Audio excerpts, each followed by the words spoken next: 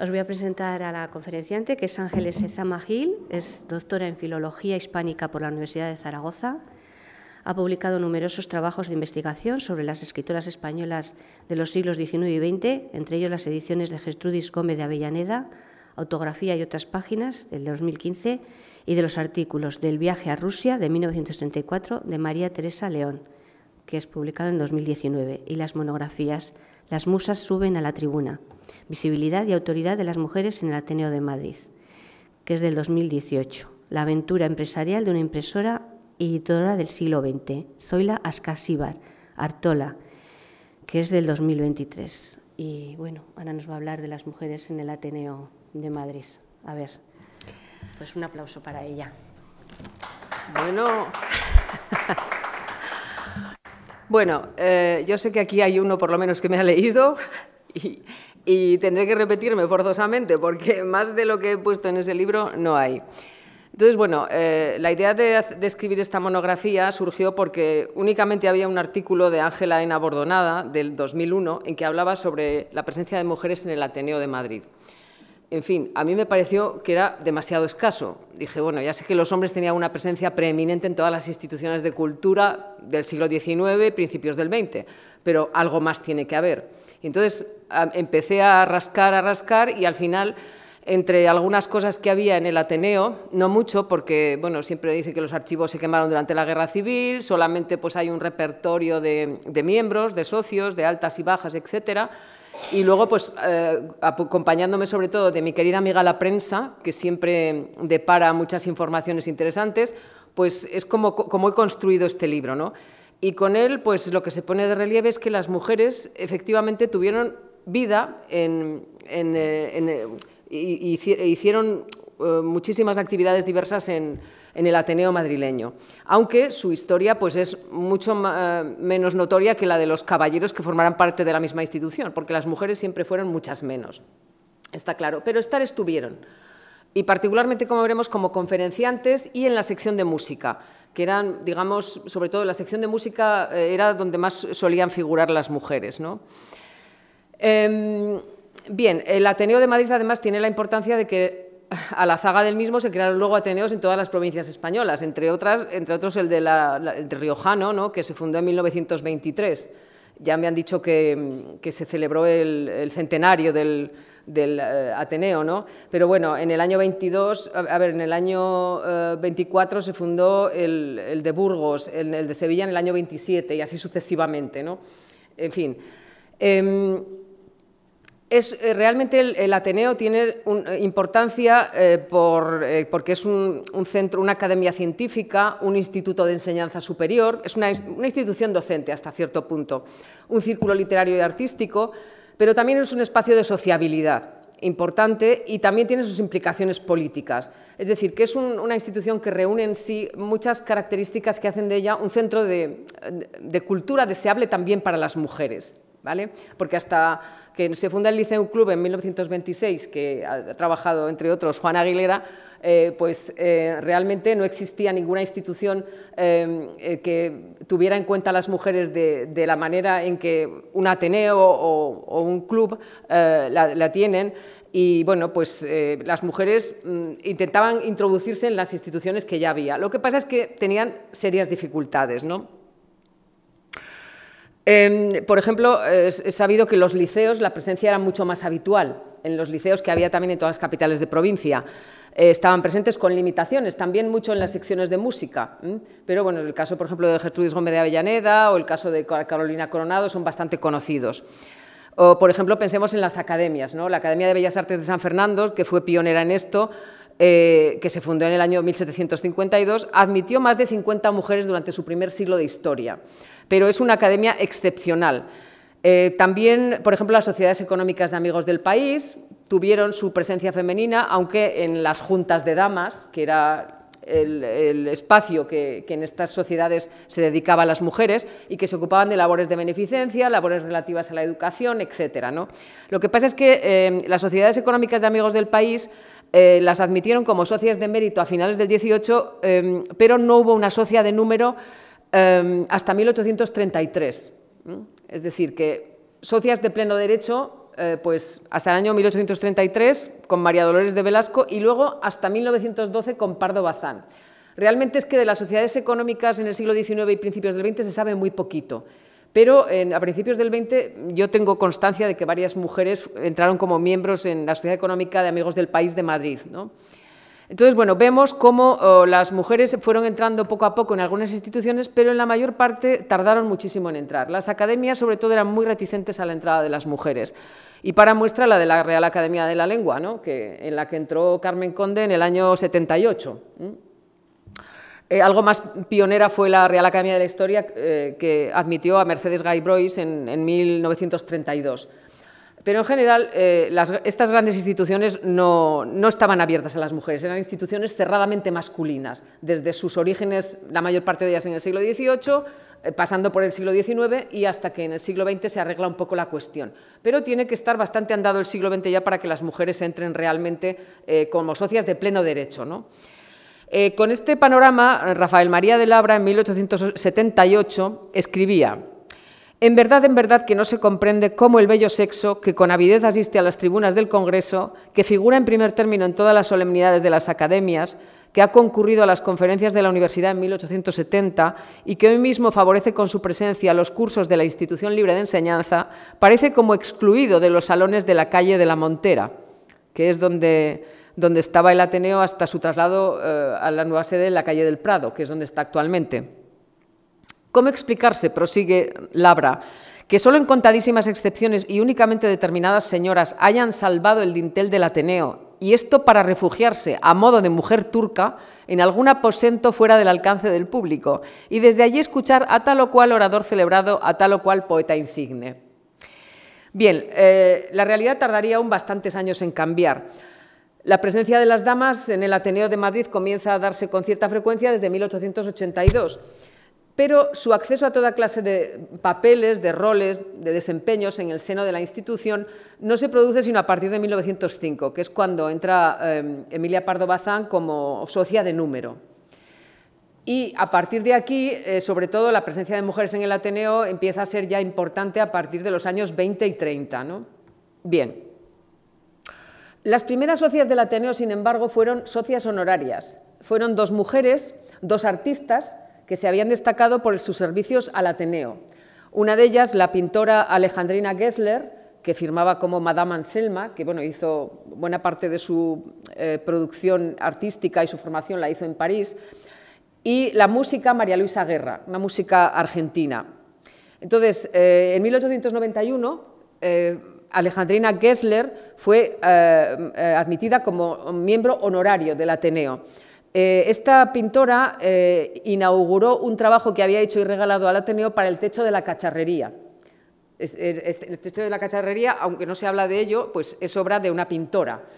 Ahora que están introduciéndose más retratos entre los que ya había en el Ateneo, que eran todos de caballeros, menos el de Emilia Pardo Bazán, y uno de una señora que yo leí en algún momento que era de Concepción Arenal. Pero consultando a María José de la Calzada, que ha trabajado mucho sobre Arenal, me dijo que a ella no le sonaba en absoluto que esa efigie fuera de Concepción Arenal. Digo, pues igual era un retrato mal hecho de la reina madre Cristina de Borbón. Pudiera ser. La segunda esposa de Fernando VII, la madre de Isabel II, pero mal hecho, ya digo. El de Pardo Bazán es perfectamente reconocible. Pues hasta hace muy recientemente que han empezado a introducirse otros retratos de mujeres, no había más retratos de mujeres en el Ateneo, pero estaba la obra de Alejandrina Gessler en el techo de la cacharrería, que fue una ofrenda al Ateneo. Y por otra parte, una pianista argentina, María Luisa Guerra, fue una niña prodigio, que dio muchos conciertos en el Ateneo en 1890, 92, 93, 95, 98, es decir, fue colaboradora asidua del Ateneo en la sección de música y fue nombrada socia honoraria del mismo en 1893, aunque el diploma no se lo entregaron hasta el año 95. Entonces, tenemos estos dos primeros miembros honorarios, una pintora y una pianista. Y cosa curiosa, porque por otra parte el Ateneo apenas prestó atención al arte de las mujeres, porque hubo muy pocas exposiciones de obra de artistas femeninas en los salones del Ateneo. Y entre los miembros del Ateneo había también muy pocas mujeres artistas. Probablemente no se sintieran representadas con las cosas que allí se hacían. Pienso yo, pero lo cierto es que los dos primeros miembros honorarios son las dos artistas. Bien, tras 1905 y la entrada de Emilia Pardo Bazán, en los 2 primeros años se inscribieron como socias de número Blanca de los Ríos, su gran amiga, erudita, conferenciante también, Carmen de Burgos, después Rafaela Sánchez Aroca, que también era artista, Teresa Castillo, la marquesa de Monroch, Gloria Laguna, condesa de Requena, amiga de doña Emilia y también asistente a las tertulias del Ateneo, la marquesa de Ayerbe, que es María Viñals, y Zilag Ezeleh, un nombre que suena árabe y que no he conseguido encontrar de dónde proviene este nombre, pero así estaba transcrito en los listados del Ateneo, ¿no?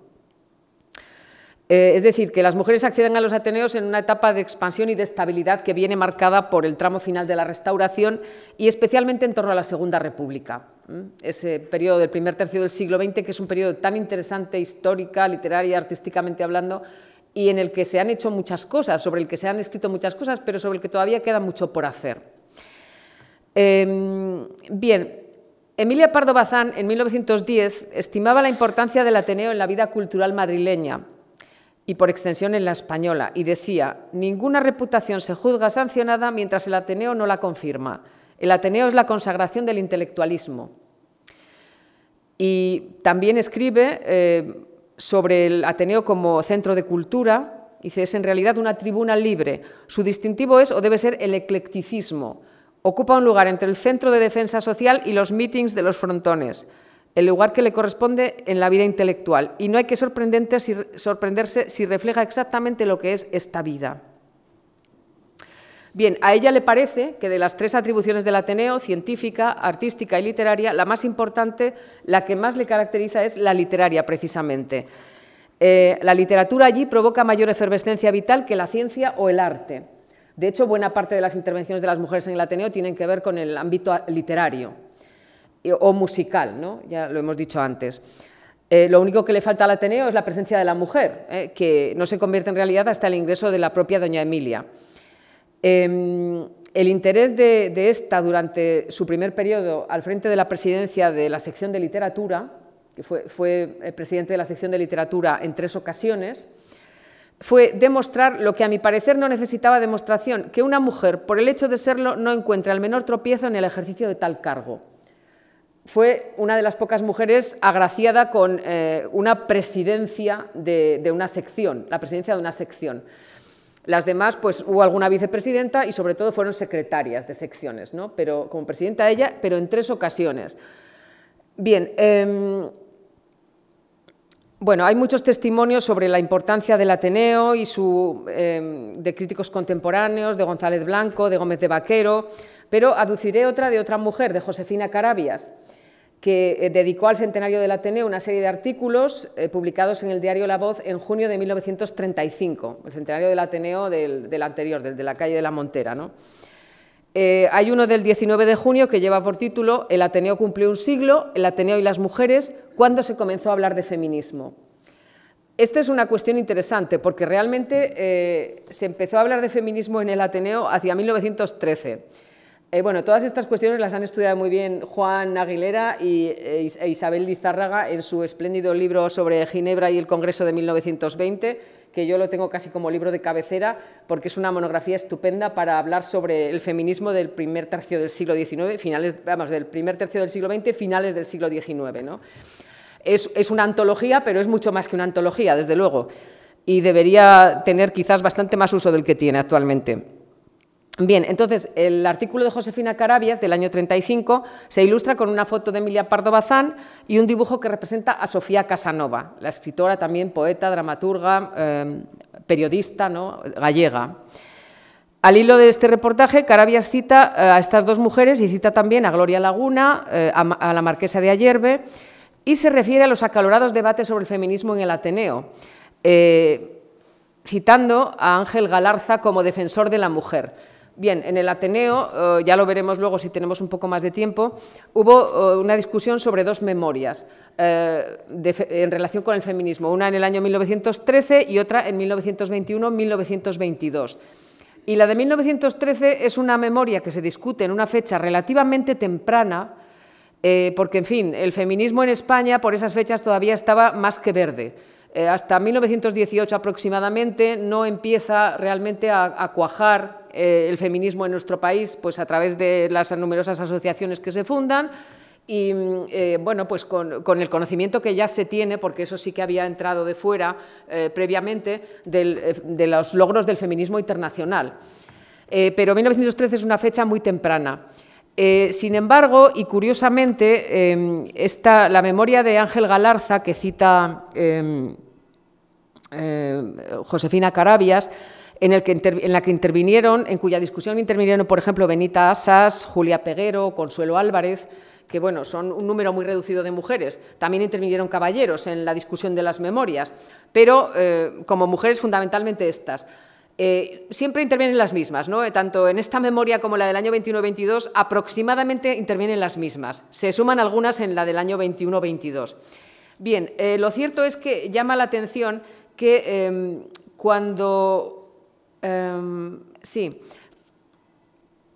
hacia 1928, Benita Asas, que es una feminista católica, en un artículo que publica en Mundo Femenino en 1928, recuerda aquella memoria de Victoriano Lillo de 1913 y dice: dando a la palabra feminismo su exacto valor, puede decirse que el feminismo español data en nuestro país desde el año 1913. Su cuna es el Ateneo de Madrid, la causa ocasional de su desenvolvimiento, una memoria que trataba de feminismo escrita por don Ángel Galarza y puesta a discusión en dicho Ateneo. Discusión en la que tomé parte declarándome con gran espanto, y lo pone entre comillas, de los que con empeño me invitaron a exponer mis opiniones, sufragista entusiasta. Esto dice Asas Manterola en el 28. No sé si le traiciona la memoria o no, pero hay otro recuerdo también, que es en este caso de Isabel Oyarzábal, Isabel de Palencia, en un artículo de 1928 escrito en inglés, que se llama Carmen Becomes a Citizen, ¿no? Carmen se convierte en ciudadana. Decía: en 1913, después de varios días de público debate sobre los derechos de la mujer, un pequeño grupo de mujeres iluminadas formaron una asociación para la defensa de estos principios y todos los problemas conectados con ellos. Primariamente, en primer lugar, la obtención del sufragio. Este fue el primer paso del feminismo organizado Made in Spain, hecho en España, ¿no? Vuelve a recordar un poco ese mismo debate, esa misma memoria, que en aquel momento apenas tuvo repercusión en los medios de prensa, pasó bastante desapercibida. Fue, sí, una de las muchas memorias que se discutieron en el Ateneo, pero no tuvo realmente una trascendencia significativa. La del año 21-22 tuvo mucho más presencia en la prensa, ¿no? Entonces, digamos, estas memorias del Ateneo, por lo menos las que yo he visto, pues por una parte tienen esos debates orales, ¿no?, en el Ateneo entre sus miembros, y por otra parte hay una continuidad de la prensa, ¿no? De repente, pues una de las intervinientes en los debates escribe una carta a un señor que ha intervenido en el debate también y le dice no sé qué, y el otro le contesta, y entonces, y así van del uno al otro, de la prensa a la oralidad y de la oralidad a la prensa. Entonces, creo, y desde luego la discusión de la memoria de Victoriano Lillo, la del año 21-22, tuvo muchísima más trascendencia en la prensa. Esa, claro, ya eran los años 21-22, ya estamos con el feminismo en desarrollo, ¿no? Por lo menos según lo dicen los conocedores del tema, ¿no? Y, vale, en esta segunda memoria intervienen como novedad Clara Campoamor y, por ejemplo, Rosa Chacel también. Fue una memoria bastante más nutrida que la anterior, con más intervinientes de peso y con un sesgo un poco ya diferente en la concepción de lo que tenía que ver con las mujeres, ¿no? Bueno, fueron muchas las intervenciones, como ya digo, pues destacaron Chacel, Clara Campoamor, también estuvo Margarita Nelken,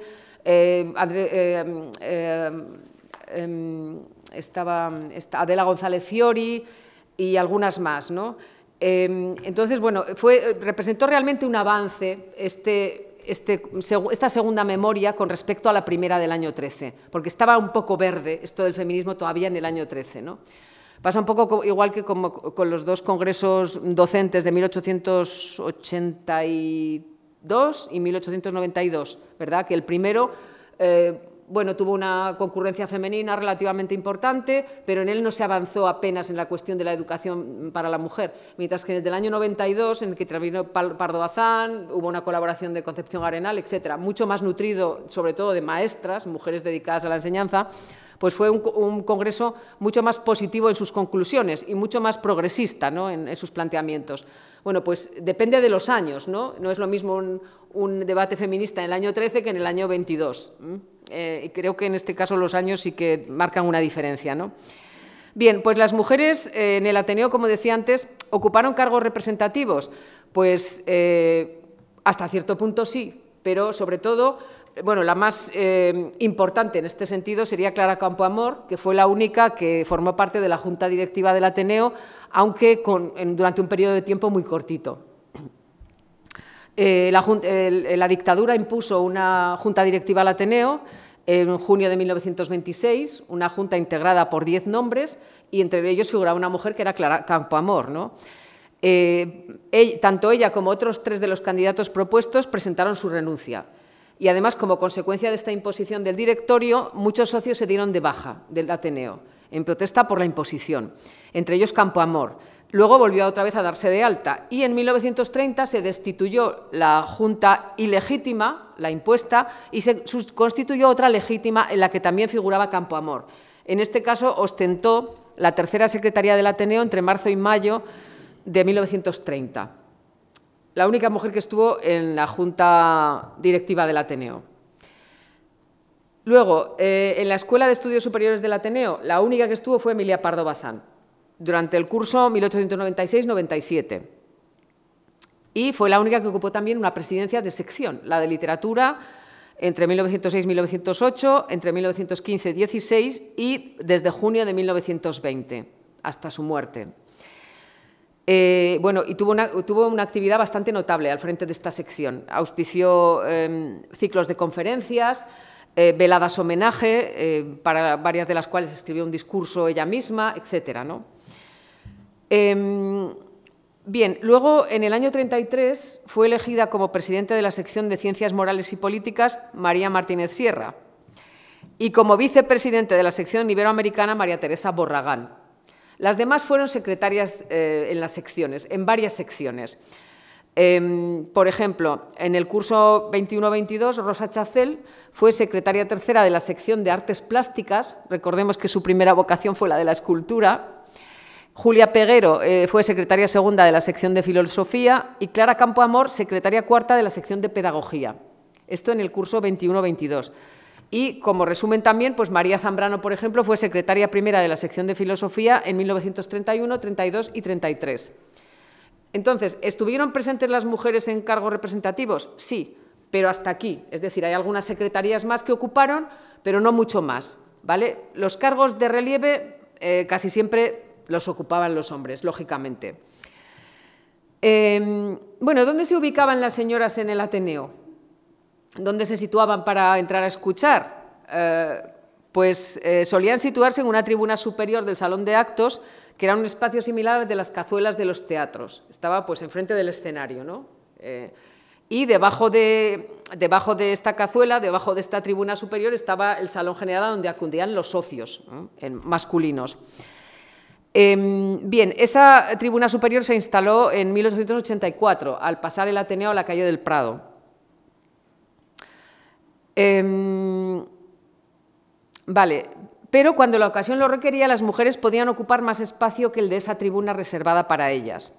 Por ejemplo, en 1891, cuando Concepción Gimeno de Flaquer pronuncia su conferencia Mujeres de la Revolución Francesa, dice la época: acudió tan numeroso concurso, especialmente de señoras, que, no bastando a contenerlo las tribunas, se desbordó por las últimas filas de bancos del salón, donde los socios se encontraban con socias temporales, que de seguro hubieran aceptado gustosos como permanentes.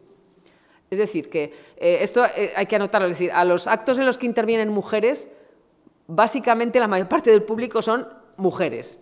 No siempre, pero casi siempre son señoras. Con lo cual, bueno, pues hay señoras que se están educando, se están formando a través de muchas de las actividades del Ateneo. Bueno, las mujeres entraron en primer lugar en el Ateneo como lectoras y como oyentes. Lectoras desde la tribuna, oyentes desde los espacios destinados para el público. Es un periodo en el que el acto de escuchar se vuelve muy importante. Las conferencias se convierten en una especie de espectáculo que se hace con gran acompañamiento de medios, pueden recitarse versos, pueden haber canciones, se puede tocar algún instrumento, se puede cantar, en fin, se hacen proyecciones. El que acude a dar conferencias hace de ello una profesión como el que es actor de teatro casi.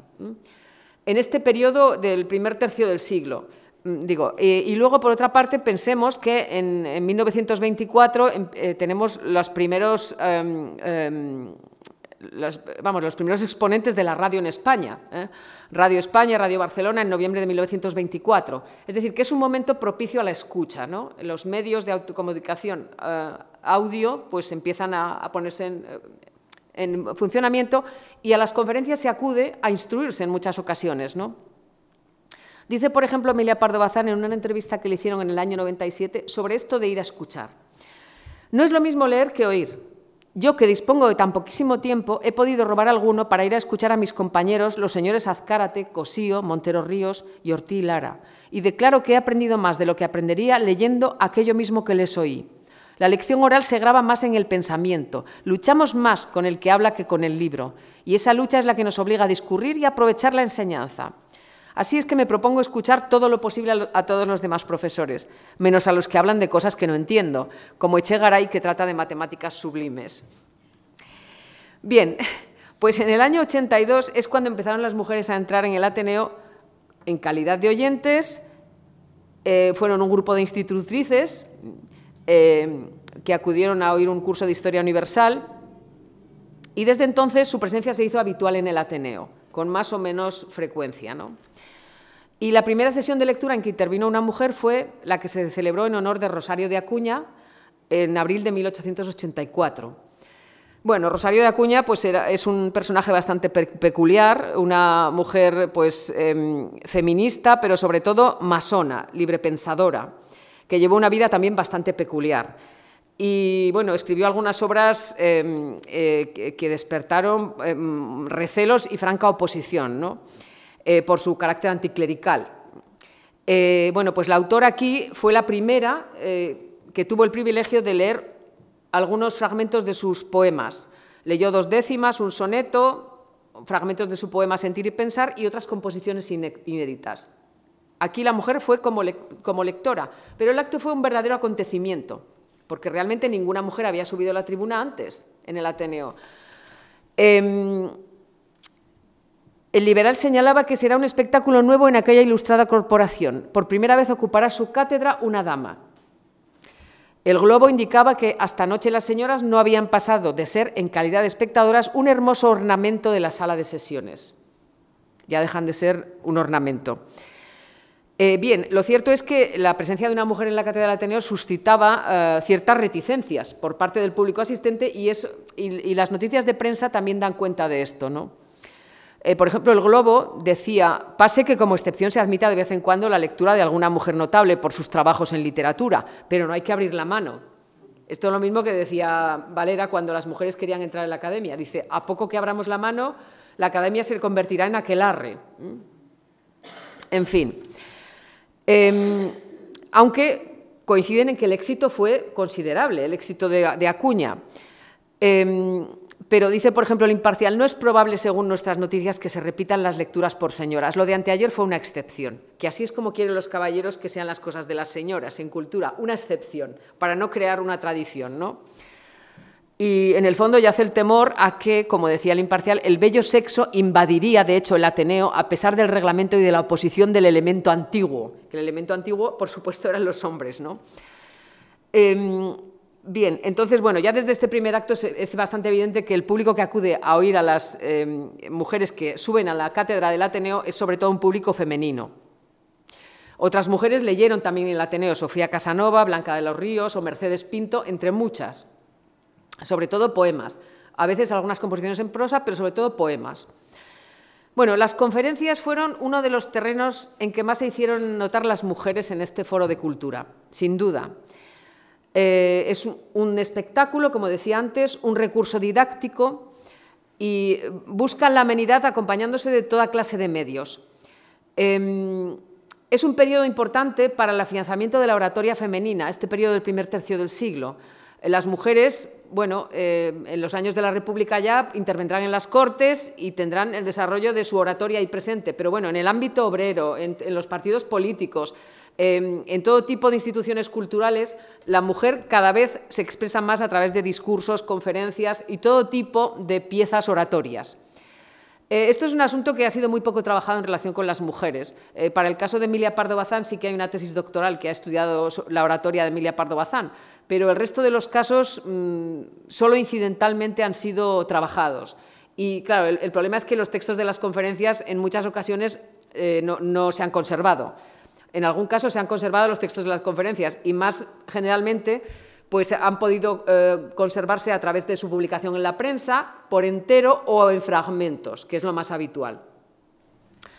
Bien, las mujeres tuvieron un papel relevante en esta actividad, al hilo, ya digo, de este crecimiento exponencial de su introducción a la oratoria, que puede encontrarse en la prensa insistentemente, ¿no? Y los temas de arte y literatura fueron los predominantes. También hay mujeres que hablaron de compromiso social y político. María Martínez Sierra, Margarita...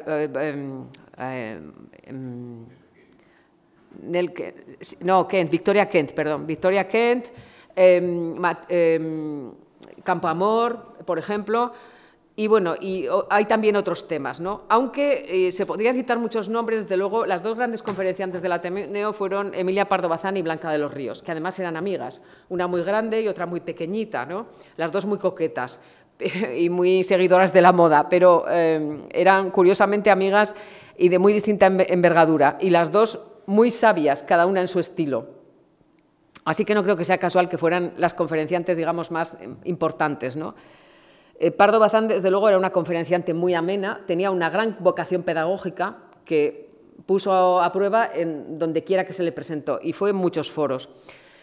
Y cuando Pardo Bazán sale a conferenciar, pues claro, hay que tener en cuenta que es una oradora, y un orador pone en juego no solamente su palabra, sino también el gesto, la entonación y su aspecto. ¿Qué importa esto en un conferenciante? Podréis pensar, pues importaba mucho cuando la conferenciante era una mujer. Entonces, los artículos de prensa solían hablar del aspecto que presentaba la conferenciante y detallaban su atuendo, cosa que no hacían cuando el que intervenía era un caballero. Por ejemplo, cuando interviene Pardo Bazán en 1887, por vez primera en el Ateneo, ¿no? Traía un vestido de seda negro, salpicado de azabaches.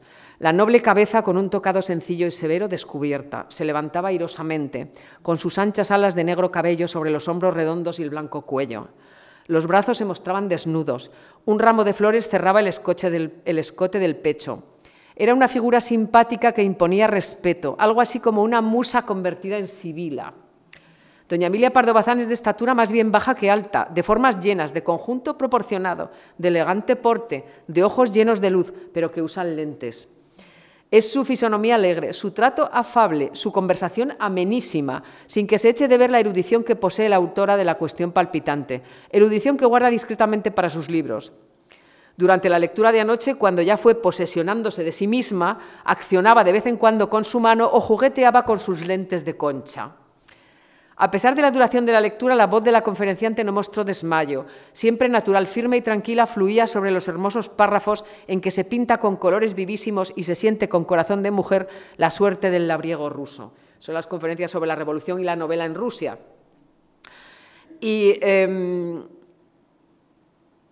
bueno, iba a decir a propósito de esto que Emilia Pardo Bazán fue una excelente descriptora.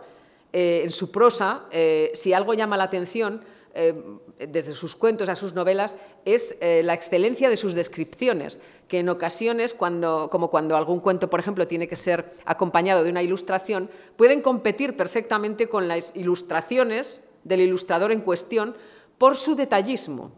Era una excelente descriptora. Bien, la asistencia a sus conferencias siempre fue nutrida, en el caso de Pardo Bazán.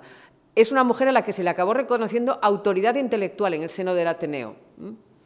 Y una escritora de moda también, porque ¿cómo se llamaban los días en que doña Emilia intervenía en el Ateneo? Los lunes clásicos del Ateneo. Los lunes de la señora Pardo Bazán están de moda. O la escritora dice, recibe en su salón del Ateneo, como si fuera su salón personal, ¿no? Pero intelectual. Dio, aparte de estas conferencias sobre la Revolución y la novela en Rusia, muchas otras sobre la literatura francesa moderna, sobre Goya, sobre el abanico, que ella tenía una importante colección de abanicos y siempre iba con ese adminículo a todas partes, ¿no? Sobre la educación por la belleza, en fin, sobre los franciscanos y Colón. Son conferencias de gran fuste, ¿no? Literarias, intelectuales, pero también pues, de cuestiones tan futiles como esta del abanico, que sin embargo, pues como era una coleccionista, realmente para ella tenían mucho interés y sabía muy bien de qué hablaba, ¿no?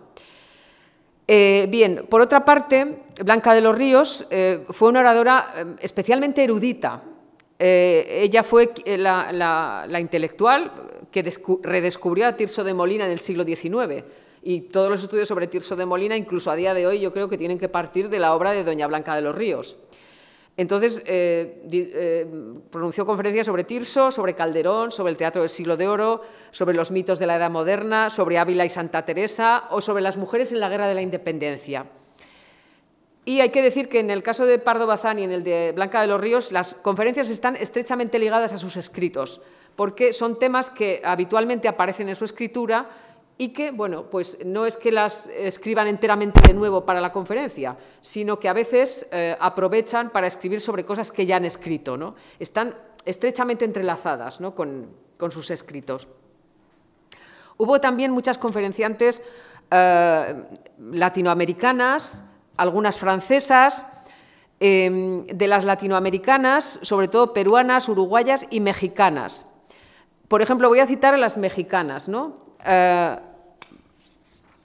Bueno, normalmente las conferenciantes de otros países lo que suelen tener como objetivo en sus conferencias es dar a conocer sus países de origen, para establecer una especie de lazo de unión, ¿no? Entre Hispanoamérica y España. Pues las peruanas del Perú, las uruguayas del Uruguay y así sucesivamente, ¿no? Y favorecen, o sea, para favorecer la confraternización entre España y Latinoamérica, que este tipo de redes de mujeres funcionaron bastante bien entre España y Portugal, entre España y Latinoamérica, y entre España y otros países, ¿no? Aunque no se han trabajado todo lo que sería de desear. Y luego trabajaron en favor de la mujer también. Este es otro objetivo, no solamente el contar cosas de su país de origen, sino aportar reflexiones que tienen que ver con la condición de la mujer y cómo mejorar esa condición, ¿no? Por ejemplo, entre las uruguayas estuvieron en España, en el Ateneo, dos de las hermanas Luisi, muy interesantes.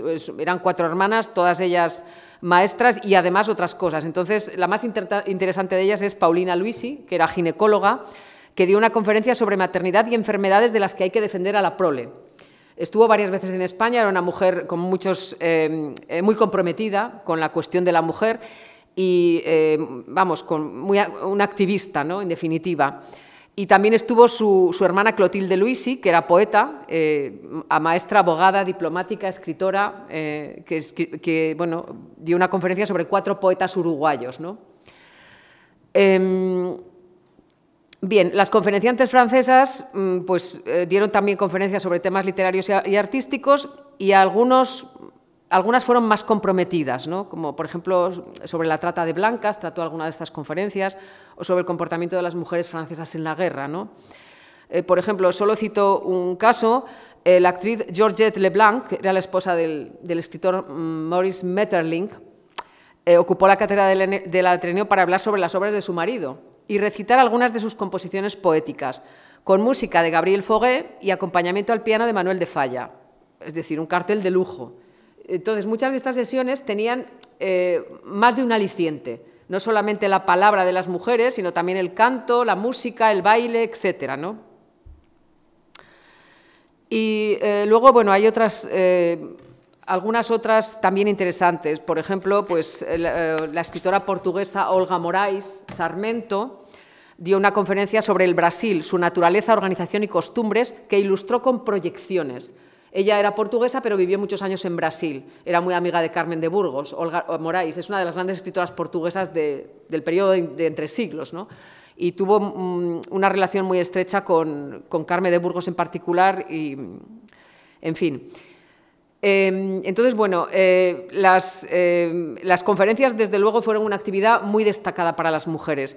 Luego están las conferencias que se dieron sobre la cuestión del feminismo. Aparte de las dos memorias que mencioné, de Ángel Galarza y de Victoriano Lillo, en la que intervinieron varias mujeres, hubo otras mujeres que intervinieron dando conferencias sobre el particular.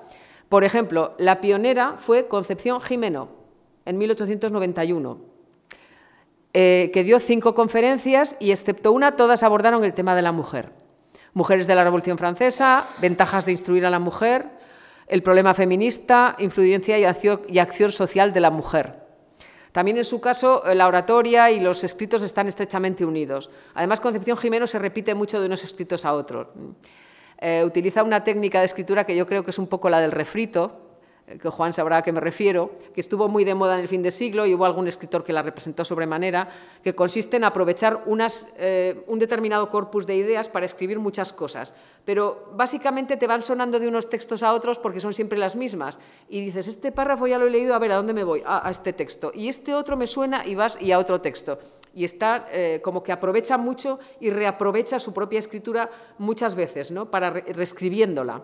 Bien, pues esto lo hace mucho Concepción Gimeno. Es decir, es un pensamiento que no es excesivamente original tampoco el suyo, vamos. Sí, es una feminista moderada, como se confesaba ella, pero realmente nada que ver, por ejemplo, con las ideas feministas, pese a su estatus, de Pardo Bazán, por ejemplo, ¿no? Y no digamos ya pues, de otras, de Margarita Nelken o de Campoamor, etcétera, ¿no? Bueno, pues entre otras mujeres que conferenciaron sobre mujeres en el Ateneo, tenemos, por ejemplo, a Margarita Nelken con 2 conferencias, a Isabel Oyarzábal, que bueno, acudió al Ateneo a dar cuenta de lo que había pasado en el Congreso de Ginebra sobre el sufragio. Rosa Chacel, La mujer y sus posibilidades, María Lejárraga, las conferencias de la mujer española ante la República, que no llevaban este título inicialmente, pero bueno, fueron 5 conferencias, que fue uno de los pocos escritos antes del año 31 que ella firmó como María Martínez Sierra. Pero Juan Aguilera ha documentado otros escritos de estos años tempranos también firmados por María Martínez Sierra, antes de los años 40 finales o 50, ¿no? Que es cuando enviuda y entonces empieza a firmar como María Martínez Sierra, porque se llamaba María de la O. Lejárraga. No era María Lejárraga, era María de la O. Lejárraga. Bien. Bueno, no voy a enmendar la plana a nadie porque, en fin, hay quien sabe más que yo de esto. Bien, las veladas musicales fueron también muy importantes y se empezaron a organizar hacia finales de 1884. Hasta 1890 no son muy frecuentes, son bastante irregulares. Y su organización responde pues, a los, inicialmente a Emilio Arrieta, que era presidente de la sección de Bellas Artes y que fue director del Conservatorio. Pero luego, en el año 95, se organizó la sección de música del Ateneo y entonces ya con más asiduidad empezaron a darse estas sesiones musicales. Claro, estuvieron al frente de esta sección de música Jesús de Monasterio, Cecilio Roda, Miguel Salvador, luego Amadeo Vives, es decir, la crème de los músicos españoles de aquel entonces, ¿no? Las veladas musicales se celebraban los domingos y son el espacio más reiteradamente abierto a las mujeres en el Ateneo. Como concertistas, sobre todo de piano, cantantes, bailarinas, intérpretes, algunas de ellas son profesionales, como es el caso de María Luisa Guerra, pero la mayoría son alumnos aventajados del conservatorio, entre ellos algunos músicos precoces, como Dolores Benaiges, ¿no? Dice, por ejemplo, un escrito contemporáneo, la sala del Ateneo está de moda para presentaciones al público, para que los artistas jóvenes hagan sus primeras armas. De vez en cuando hacen allí su aparición algunos, no muchos, más maduros y experimentados. Es verdad que hubo músicos experimentados en el Ateneo, pero la gran mayoría fueron alumnos recién escudillados del conservatorio, que ponían en juego sus primeras armas allí, ¿no? En el repertorio figuran tanto los grandes compositores clásicos europeos como muchos contemporáneos europeos ya fallecidos, algunos vivos, españoles, Albéniz, Granados, Falla, Halfter, Tárrega, Sarasate, Turina, en fin, e incluso algunos americanos. Los conciertos de piano fueron los más numerosos. Sobre María Luisa Guerra ya hemos hablado, ¿no? Y luego hubo otras intérpretes de gran talento como María Luisa Chevalier, Matilde Torregrosa, Laura Ontiveros, Julia Parodi, Pura Lago, la compositora austríaca Carolina Petzenik o la compositora uruguaya Carmen Barradas, entre otras. Los conciertos de cuerda, por ejemplo, fueron excepcionales y los de música de cámara tampoco fueron muy frecuentes. Sin embargo, los conciertos vocales tuvieron bastante presencia, fueron muy numerosos. Se interpretó tanto música culta como popular, europea y española. El gusto por la música española parece despertarse a partir de 1910, con algunas de las veladas musicales y con el éxito de la danza en el Ateneo, porque después de la música viene la danza, que fue un atractivo de primer orden.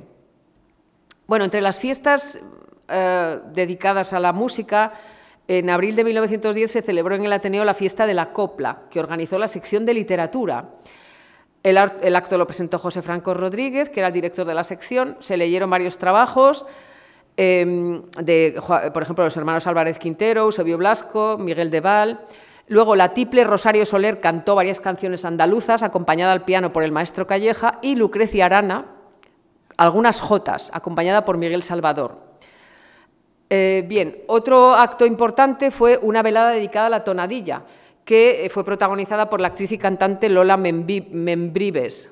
Este apellido siempre me cuesta un montón pronunciarlo. Membrives, es que es Membrives. Sí, yo pensaba que era Membrive, porque como lo de Membrive, no, es Membrives. Era de origen argentino, pero desarrolló vivió en España y se formó en España, ¿no? Esto fue en mayo de 1913. Entonces, el acto tuvo dos partes. Una primera, una conferencia sobre la tonadilla y las tonadilleras de antaño, que dio Fernando Periquet, con ejecución al piano por Enrique Granados, de 2 tonadillas, una del siglo XVII y otra del XVIII, cantadas por Lola Membrives. Y luego una conferencia, La tonadilla y las tonadilleras de Ogaño, de hoy, por Aureliano Linares Rivas, con ejecución al piano de Enrique Granados, varias tonadillas compuestas por él y con letra de Fernando Periquet y cantadas por Lola Membrives. Y dice, por ejemplo, en un artículo Amadeo Vives sobre estas actuaciones de Lola Membrives. Fue la encargada de interpretar las tonadillas de Granados. Es muy difícil encontrar una mayor correspondencia entre las obras y la interpretación. Admirables las canciones, admirable la Membrives. Yo no sé cómo ha podido este artista fundir en una sola pieza tanta ingenuidad y tanta malicia. Tiene su arte un agridulce tan justo, tan perfecto y ponderado que no hay manera de sustraerse a su encanto. Tiene el sabor de aquellas naranjas jugosas, ligeras y suavemente ácidas, en el punto justo de su madurez, ni antes ni después. Y eso es precisamente lo que necesitan las tonadillas de Granados, a la vez sentimentales y picantes. El aire argentino de la Membrives puso en ellas su cadencia y la sangre española andaluza su garbo. Cádiz y Buenos Aires se han fundido en un todo expresivo. Lástima que esta gran artista no dedique sus aptitudes a mayores empeños. Qué gran intérprete para la zarzuela española, la buena, la clásica, la verdadera, la de Pan y Toros, la del Barbebrillo, la de la Bruja. Así acaba el maestro Vives, ¿no? Bien, luego, por ejemplo, en abril del año 14 hubo un concierto de piano y líder que llevaron a cabo las hermanas Rey Colazzo. Las hermanas Rey Colazzo eran Alicia, cantante, María, pianista, y Amelia, declamadora. Y eran hijas de un pianista y compositor portugués, Alexandre Rey Colazzo. La que llevó una carrera, digamos, más exitosa fue Amelia Rey Colazzo, que llegó a ser directora del Teatro Nacional de Lisboa. Bien, el arte de las 3 artistas, hermanas y además excelentes intérpretes, fue objeto de comentarios muy elogiosos. El crítico musical Joaquín Fesser decía: A la declamación de Amelia Rey Colasso se la tacha de afectada. Es porque va en busca del lirismo. Y lo encuentra. Convertid ese lirismo en melodía, escribidla en notación musical, armonizadla y ejerceréis el arte del buen compositor de líder, del que Amelia Rey Colasso parece el espíritu precursor. Y al arte precursor de Amelia la declamadora da la mano el de Alicia la cantadora, su complemento. Amelia siente las poesías como las sintió el poeta, Alicia como las sintió el músico. Las dos artes, las dos hermanas, se besan, se apoyan, se fundamentan. El instinto de ambas es el mismo. Mucho de lo que en aquellas admira por saber, por dominio, por genio a veces y a veces por picardía, lo suple Alicia Rey Colasso con su vivísimo y encantador instinto, con un ingenuo sentimiento del natural, del alma musical humana que embelesa, porque el canto de esta muchacha es candor, y candor es la poesía, como el alma de los músicos que la interpretan. Alicia Rey Colasso nos revela algo puro, algo nuevo, o por lo menos inusitado y profundamente interesante en este arte del canto poético del que posee ya la maestría fundamental. Y algo puro y nuevo también, o inusitado y de hondo interés, nos revela en el arte suyo la tercera hermana, María, la pianista. Pensábamos y sentíamos al oír aquella noche sus interpretaciones de Bach y de Beethoven cosas diferentes y superiores a los pensamientos y sensaciones que nos hacen experimentar los virtuosos. Es decir, realmente son artistas internacionales y de una gran valía estas tres hermanas, ¿no? O, por ejemplo, es que, bueno, las intervenciones musicales fueron muchas, ¿no? Las compositoras realmente fueron escasas, porque algunas de las intérpretes que pasaron por el Ateneo eran compositoras también, pero solo en raras ocasiones interpretaron obras propias. Esto lo hizo, por ejemplo, María Luisa Chevalier, Carmen López Peña y Josefina Velázquez Peña, y Carmen Barradas, que hizo un concierto solo con piezas propias. Las compositoras realmente eran pocas, ¿no? El hecho aquel de la mujer como creadora en el ámbito musical y en todos los ámbitos ha sido más que discutido, ¿no? Pero el 13 de abril de 1929 hubo un concierto auspiciado por el compositor Jaime Martínez, en el que se disertó sobre la mujer como compositora. Su esposa, Mari Carmen López Peña, fue la que acompañó este concierto, y el programa contenía solo obras de compositoras españolas. Año 29, estamos ya bastante avanzado en la década. Se cantaron piezas de María Rodrigo, la grande, gran maestra, gran compositora de alta talla. De ella se cantaron ayes y una canción de las emociones sencillas. López Peña, piezas suyas, presentó varios números goyescos, como cartones de Goya y otros de diverso tipo, a los que añadió dos arias. De Ascensión Martínez, compositora de amplia técnica y robusto sentido melódico, se ejecutaron Capricho de concierto y Alegro Scherzo y varias canciones. María del Carmen Figuerido presentó unos cantos vascos y otras piezas para quinteto. Y López Peña cantó acompañada en las piezas de Rodrigo y en las canciones de Martínez por el quinteto Majerit con Pilar Romero al piano. Es decir, que este acto fue realmente un acto en homenaje a la mujer compositora, pero el único que en su conjunto la celebra y la presenta así como compositora y no como intérprete, que es como suele figurar en el Ateneo y supongo que en muchos otros foros, ¿no? Las mujeres, además, en buena medida desempeñaron el papel de profesoras de música, ¿no? Para ganarse la vida en muchas ocasiones. Y nos queda la danza, y con esto casi voy a ir terminando. Bien, a diferencia de lo que sucede con las actuaciones musicales en el Ateneo, que fueron obra en su mayor parte de intérpretes noveles, los espectáculos de danza llevaron al Ateneo a figuras consagradas, que gozaban ya de una enorme celebridad. El concepto de celebridad es un concepto muy fan de Siècle, sí, que lo ha trabajado Isabel Clua en varios de sus trabajos. Muy interesante, y además se ejemplifica muy bien con las figuras de la danza, por ejemplo, Tortola Valencia, ¿no? Que es una de las mujeres que bailaron en el Ateneo, ¿no? Entonces, el público que acudió a estos espectáculos de danza fue muy nutrido y alcanzaron un gran éxito. En enero del año 13 se organizó una velada artística a cargo de la bailarina Tortola Valencia, que llegaba pues precedida de un gran éxito. Las danzas fueron acompañadas por el cuarteto Corvino, que interpretó El Cisne de Saint-Saëns, Vals Capricho de Rubinstein, Danza de Anitra, Muerte de Asa y Danza de los Gnomos de Grieg, La Serpiente de Leo Delibes y Una Tirana de Jesús Aroca.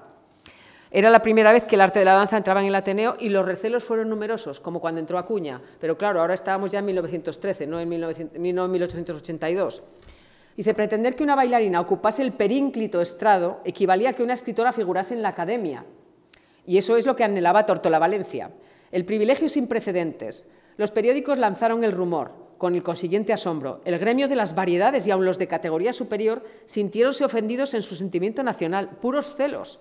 Y en lo que respecta al Ateneo, los ánimos se inflamaron como si se tratase de discutir la civilización asiria. Esto lo decía García Sánchez. Pero los escrúpulos iniciales se vieron pronto desvanecidos ante una verdadera visión de arte.